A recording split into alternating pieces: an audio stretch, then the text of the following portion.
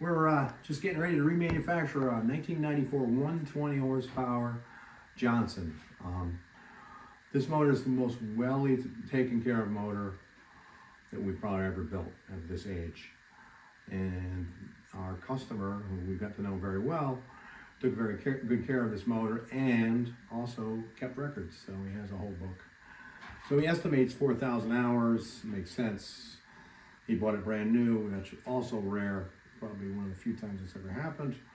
Very happy with the motor. Well, after 32 years, or 34 years, it died. He goes, well, I don't want to put a new motor on it. It's a very nice Boston Whaler.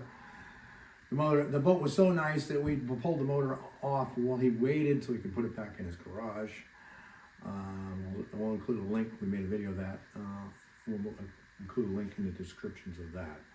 But when it failed, it did not mess around. It failed in a great way.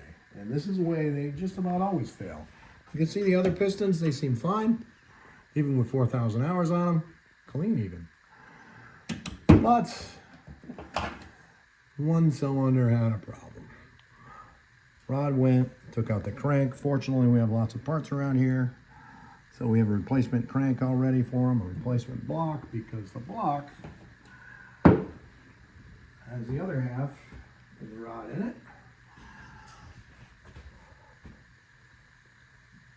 So at this point, it'd be really easy to say, well, it's an old motor, that's why it failed. Like, well, always check everything. You don't know what you're gonna find. And one thing we do is we take each carburetor apart, we check the jets, sometimes they loosen up, and sometimes it blocks a high-speed jet. Since it's on this one it's 4 carburetors, 1 per every cylinder, it could be that. And then I took the jet out, and it seemed too big. So it's supposed to be, and I verified this by looking it up on boats.net, it's supposed to be 75D, and it's marked 75D, but I go, that looks a lot bigger, and sure enough, it is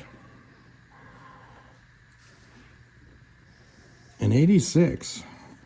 So he burned way too much fuel. Oddly enough, I've seen this many times. I believe that Johnson Evan had a problem with their production for a while.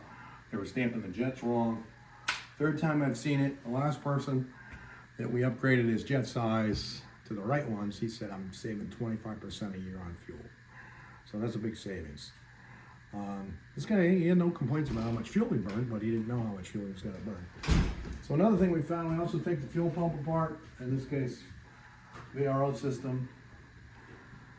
We peeled it off, we saw a little crack here. We could barely see the crack, and it's like, well, maybe it's just a defect in the rubber or just a little mark, but no, it's a hole right through it. So that's the diaphragm that pumps the fuel. The other thing is the driver, that's the air pump. That could have done it too. That could have made it fail. So that's what happened. Well, it did fail. I believe that's the pulse side for the fuel pump, so possible. But he's going to be very happy when it goes back together because he's going to burn less fuel, probably go faster too. So just some of the stuff we have to do before we build it to make sure you don't have a repeat failure.